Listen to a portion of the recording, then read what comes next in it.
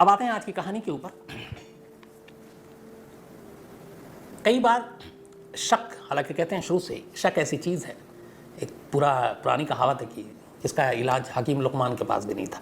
अब हमें हकीम लुकमान जो है उनके बारे में कहा जाता है कि वो अपने ज़माने में जब ये डॉक्टरी मेडिकल ये सब क्रांति नहीं हुई थी तो बहुत बड़े हकीम थे, नफ्स देख कर मर्ज़ बता देते थे।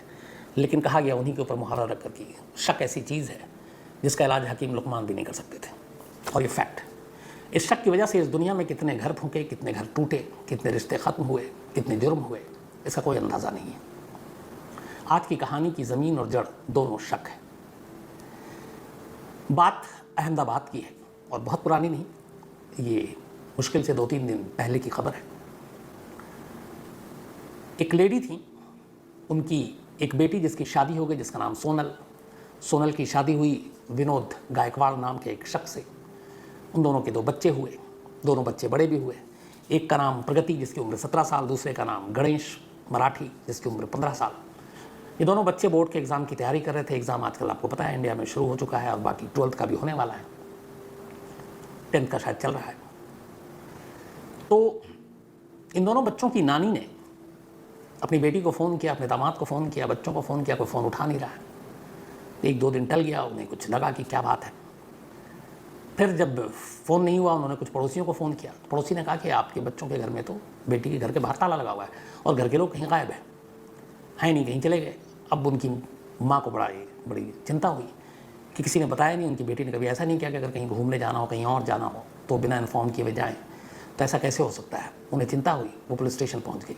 उन्होंने कहा कि मेरी बेटी, मेरे 2 नाती नतनी और मेरा दामाद और एक उसकी दादी भी रहती थी, ये सब गायब है। पुलिस ने रिपोर्ट लिखी, अहमदाबाद की पुलिस ने, और इसके बाद पुलिस ने कहा कि चलो तलाश करते हैं। पुलिस घर पे पहुंची। ये जो इलाका था इनका, ये अहमदाबाद में एक विराटनगर इलाका है और वहाँ पर एक ओढ़व इलाके की दिव्य प्रभा सोसाइटी, इस दिव्य प्रभा सोसाइटी में ही ये परिवार रहा करता था, विनोद गायकवाड़ का। तो पुलिस की टीम अब वहाँ पहुँचती है इस दिव्य प्रभा सोसाइटी में विराटनगर में, देखती घर के बाहर ताला लगा हुआ है। पड़ोसी भी आ जाते हैं। इसके बाद एक पड़ोसी को कहा जाता है कि देखो कोशिश करो, तो वो किसी तरह से दूसरे रास्ते से अंदर दाखिल होता है। इधर पुलिस ताला तोड़ती है क्योंकि घर के अंदर से कुछ बदबू आ रही थी और पड़ोसियों ने कंप्लेंट भी कर दी कि बदबू आ रही है। इस दौरान में पुलिस आ गई। अब ताला था, पुलिस ने सोचा क्या तोड़ूं, कहीं बाहर गए हूँ। लेकिन जब पड़ोसियों ने कहा कि बदबू आ रही है, तो आजकल मीडिया, सोशल मीडिया हर जगह पर ये है कि अगर किसी घर के अंदर से बदबू आ रही है तो लोग अलर्ट हो जाते हैं। फिर वो तमाम तरह के बुरे सपने और बुरी चीज़ें जहन में दौड़ती हैं कि कहीं ऐसा तो नहीं है, क्योंकि अक्सर ऐसा होता है। तो लोगों को भी एक अनजाना सा खौफ, अनजाना सा डर था कि इस घर से बदबू आ रही है, कहीं कुछ ऊंच नीच तो नहीं हो गई, कहीं कुछ उल्टा पुल्टा तो नहीं है। पुलिस को भी थोड़ा डाउट हुआ। पुलिस ने दरवाज़ा तोड़ा, अंदर दाखिल हुए। अंदर जिस कमरे में लोग और पुलिस, पड़ोसी और पुलिस कदम रखते, वो चौंक उठते, सिहर उठते। उस घर के 4 अलग अलग कोनों में 4 लाशें पड़ी थी। एक लाश सोनल की थी, इस घर की बहू जिसकी उम्र करीब 37 साल थी, सोनल मराठी। दूसरे कमरे में प्रगति मराठी, एक 17 साल की बच्ची, उसकी लाश पड़ी थी। तीसरे कमरे में 15 साल का बच्चा गणेश मराठी, उसकी लाश पड़ी थी। और एक और कमरे में 70 साल की बुजुर्ग सुभद्रा मराठी, इनकी लाश पड़ी थी। सुभद्रा इन बच्चों की दादी थी। पूरे कमरे में खून ही खून फैला हुआ था, हालांकि खून सूख चुका था। लाश लगभग डिकम्पोज होना शुरू हो गई थी।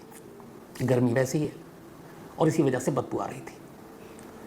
अब यहाँ पर पुलिस ने जब छानबीन की और देखा, फिर उन्हें लगा 4 लाशें हैं तो शायद 5वीं भी मिलेगी, क्योंकि इस शख्स का 5वां जो घर का शख्स, जो गार्जियन विनोद गायकवाड़, पुलिस ने तमाम तरफ ढूंढा, बेड पे, इधर उधर, 5वीं लाश नहीं मिली। पुलिस ने लाश को अपने कब्जे में लिया, हॉस्पिटल भेजा पोस्टमार्टम के लिए। पोस्टमार्टम रिपोर्ट आई तो पता चला कि इन लोगों की मौत को करीब 4 से 5 दिन हो चुके हैं। अब पुलिस के लिए बड़ी अजीब बात थी कि 4-5 दिन हो गए और किसी को पता नहीं चला। पड़ोसियों को अब बदबू आई, तब एहसास हुआ और उधर माँ ने उधर रिपोर्ट लिखाई। लेकिन एक चीज़ पुलिस को परेशान कर रही थी और वो ये कि 4-4 घर में लाशें हैं और घर का गार्जियन गायब है, ताला बाहर से लगा हुआ है। इसका मतलब है जो भी कातिल है उसने कत्ल किया और कत्ल करने के बाद बड़े आराम से घर के बाहर उसने ताला लगाया मेन गेट पे और निकल गया। अब पहला शक सीधे सीधे घर के इसी गार्जियन यानी विनोद गायकवाड़ पर, क्योंकि वो गायब था। पुलिस ने विनोद गायकवाड़ को ढूंढना शुरू किया, कुछ सीसीटीवी के फुटेज से ही मदद दी, इधर उधर कहीं कुछ नहीं मिला। फिर अचानक उसकी एक बाइक मिली हाईवे पर, और वो जो हाईवे पे जिस तरफ बाइक मिली और बाइक का मुंह जिधर था वो सड़क एमपी यानी कि मध्य प्रदेश की तरफ जा रही थी।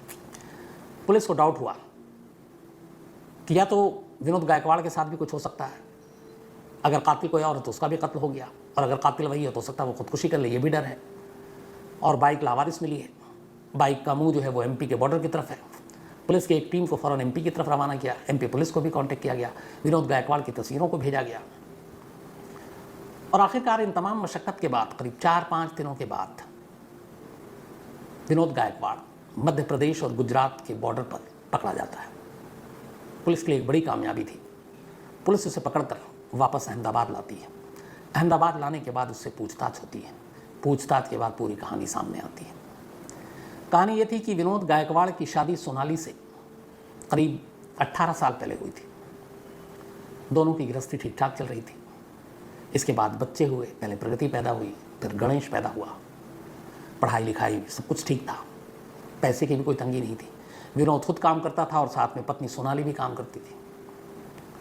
2 साल पहले तक 2020 तक सब कुछ ठीक था, ये परिवार खुशहाल था, सब बच्चे खुश थे। इस बार बच्चों के बोर्ड का एग्ज़ाम था, खासतौर पर प्रगति का, तो पढ़ाई लिखाई भी चल रही थी, घर में पढ़ाई लिखाई का माहौल था। लेकिन 2 साल पहले एक ऐसी चीज़ हुई जिसने विनोद गायकवाड़ के मन में, जिस औरत के साथ वो पिछले 18 साल से रह रहा था, 17 साल से, उसको लेके एक खलिश चीज़ जागी। और उसकी वजह ये थी कि करीब 2 साल पहले एक रोज़ विनोद जब घर आया, उसकी वाइफ दफ्तर में थी, काम नौकरी पेशा थी, वो बेटी स्कूल गई हुई थी, गणेश अकेला था। उसने पापा से अपने एक बात कही। उसने कहा, पापा कि आज मैं बाहर था और अचानक घर आया, तो जब मैं घर आया तो देखा कि घर में मम्मी अकेली हैं और साथ में मम्मी जिस जगह काम करती हैं वहाँ का एक मुलाजिम मम्मी के साथ था, और मुझे कुछ ऐसा लग रहा है कि मम्मी और उनके बीच में कुछ है। अब ये बात बेटे ने कही, बाप ने सुनी, वहीं से शक के बीच एक तरह से बो दी गई। अब इसके बाद वो विनोद अपनी बीवी को फॉलो भी करता, देखता। जिस शख्स के बारे में बेटे ने कहा था उस शख्स के बारे में उसने देखा, खुद से भी बातचीत भी करती है, सब कुछ है। लेकिन कोई ऐसा सुराग और सबूत नहीं मिला था जिससे इस बातचीत को किसी रिश्ते का नाम दिया जा सके। लेकिन बेटे ने पहली बार दिमाग में ये बात डाली, और उसके बाद धीरे धीरे फिर उसी शख्स से उसने बातचीत करते हुए सुनी, तो वो शक जो है वो गहराता गया और विनोद बेचैन होता गया। उसे लगा कि क्या करे। इस बीच में अब दोनों में झगड़ा भी शुरू हो गया। कुछ वक्त पहले उसने अपनी बीवी पे चाकू से हमला भी किया, लेकिन फिर बीवी ने कंप्लेंट नहीं किया पुलिस में और वो बच गया। लेकिन अब वक्त बीतने के बाद उसे अचानक इस महीने फिर लगा कि उसकी बीवी और उस मुलाजिम के बीच में कुछ ना कुछ रिश्ता है, और उसने कहा कि अब इसका बदला लेना पड़ेगा। उसने बताया कि 25 मार्च यानी कि आज से 1 हफ्ता पहले की बात है, ये शाम को घर पहुंचा। घर आने के बाद इसने अपने बेटे को, गणेश को, कहा कि तुम जाओ और बाहर से श्रीखंड ले आओ, एक मिठाई होती है। गणेश चला गया श्रीखंड लेने दुकान पर हलवाई के। फिर उसने अपनी बेटी प्रगति से कहा कि तुम जाओ और मेरे लिए पान मसाला ले आओ। बेटी प्रगति भी घर से निकल गई। अब घर में बीवी अकेली। इसने सोनाली यानी अपनी बीवी से कहा कि तुम्हारे लिए एक सरप्राइज़ लाया। बीवी खुश हो गई, तो उसने कहा कि दो। उसने कहा ऐसे नहीं, सरप्राइज़ है, तुम अपनी आंखें बंद करो, या मैं तुम्हारी आंखों पे पट्टी बांधता हूँ, उसके बाद तुम खोलना। बीवी खुशी खुशी की चलो उसके शौहर ने, उसके पति ने उसके लिए कुछ गिफ्ट लेकर आया है, सरप्राइज़ दे रहा है। एक खेल है, बहुत सारे घरों में खेला जाता है, आमतौर पर बच्चों के साथ ज़्यादा खेला जाता है। तो बीवी तैयार हो गई। विनोद ने अपनी बीवी की आंखों पर पट्टी बांधी। पट्टी बांधने के बाद अब वो उस तोहफे का इंतज़ार कर रही है। इस दौरान में विनोद का इरादा कुछ और ही था। वो एक बड़ा सा चाकू पहले ही ख़रीद कर लेकर आ चुका था और उसको उसी बेडरूम में उसने छुपा कर रखा था। जैसी बीवी की आंखों पे पट्टी बांधी, उसके बाद उसने वो चाकू निकाला और फिर एक के बाद एक पोस्टमार्टम रिपोर्ट के हिसाब से 30 से 40 वार उसने अपनी बीवी के जिस्म पर किए, हर जगह। हालांकि शुरुआती 1-2 वार में ही बीवी जो है उस चाकू के घाव से बेहोश होकर गिर गई, लेकिन वो उसे मारता रहा। जब उसे यकीन हो गया कि उसकी बीवी मर चुकी है तो उसका गुस्सा शांत हुआ। लेकिन इतनी देर में अचानक उसका बेटा गणेश आ गया। अब जब उसने गणेश को देखा कमरे में, और ये वही गणेश है जिसने 2 साल पहले अपने पिता को बताया था कि मम्मा का एक मुलाजिम को साथ मैंने देखा और उनके बीच में कुछ रिश्ता है। इससे पहले कि गणेश को समझता, निकलता, भागता, बचता, विनोद ने अपने बेटे को पकड़ा और उसी चाकू से अब बेटे के ऊपर हमला करना शुरू कर दिया। उसे भी उसने 20 से ज़्यादा चाकू के हमले किए उस पर। बेटा मर चुका था। कुछ मिनट बीते, बेटे को दूसरे कमरे में चूँकि बेटा रूम के अभी बाहर ही था, वहाँ पे मारा। कुछ मिनट बीते, पान मसाला लेकर घर में दाखिल होती है। जैसी वो दाखिल होती है, उसकी नज़र अपने भाई की खून से लथपथ लाश पर पड़ती है। इससे पहले कि प्रगति चीखती, पलटती, भागती, उसका अपना बाप विनोद प्रगति को पकड़ता है। उसी चाकू से जिससे अब तक वो 2 कत्ल कर चुका है, अपनी बेटी के ऊपर हमला करना शुरू करता है। उसे भी बेइंतहा चाकू के वार से मारता है। पोस्टमार्टम रिपोर्ट के हिसाब से कई वार, 15 से ज़्यादा। अब 3 कत्ल हो चुका था। इतनी देर में घर की बुजुर्ग जो दादी इन बच्चों की, शुभ्रा मराठी, बल्कि सुभद्रा मराठी, जिनकी उम्र 70 साल थी, वो ऊपर से नीचे आती हैं। अब वो जैसी देखती हैं, इससे पहले कि वो कुछ बोलें, चीखें, चिल्लाएं, मुंह खोलें, उसी चाकू का अगला शिकार वो बनती हैं। वो उन्हें भी उसी तरह मारता है। 4 कत्ल, घर के 4 अलग हिस्सों में 4 लाशें पड़ी हुई थी। इसके बाद वो अपने हाथ धोता है, चाकू को धोता है, और फिर घर का जो दरवाज़ा उस पर ताला लगाता है, अपनी बाइक उठाता है और वहाँ से निकल जाता है।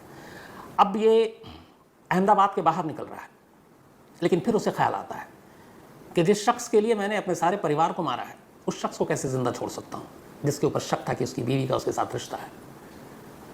अब ये वापस अहमदाबाद जाने की सोचता है उसे मारने के लिए, लेकिन फिर उसे एक डर लगता है कि मैंने 4 कत्ल किए, अब तक हो सकता है इसका खुलासा हो जाए। मन में एक चोर होता है, तो अगर मैं गया तो अब पुलिस मुझे ढूंढ रही होगी, और पुलिस ढूंढ रही होगी तो ये भी हो सकता है कि उस शख्स का भी नाम आ जाए कि उसकी वजह से मारा है, तो मैं आसानी से पकड़ा जाऊँगा।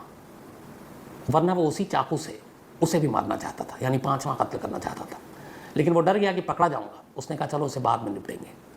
फिर वो बाइक से हाईवे तक पहुँचता है, बाइक वहीं छोड़ देता है, एक बस पकड़ता है और बस पकड़कर मध्य प्रदेश की बॉर्डर में दाखिल हो जाता है और वहीं इधर उधर छुपता रहता है। पुलिस ने उसे गिरफ्तार कर लिया है, इस वक्त पुलिस की कस्टडी में है। 4 कत्ल किए हैं, सज़ा कोई मामूली तो होनी नहीं है। कायदे से देखें, फांसी का पता नहीं, उम्र कैद तो यकीनन है। लेकिन कुल मिलाकर इस कहानी में एक जो चीज़ है वो ये है कि अगर आज या कल उसे पता चले कि जो उसके बेटे ने कहा था या जो उसने देखा, जिस बीवी पे उसने शक किया, जिस मुलाजिम के साथ किया, अगर उनका रिश्ता दोस्ती का था या कुलीग का था, या उनके रिश्ते के बीच में कोई ऐसी चीज़ नहीं थी, तो वो क्या करेगा? क्या वो 4 जाने वापस ला सकता है?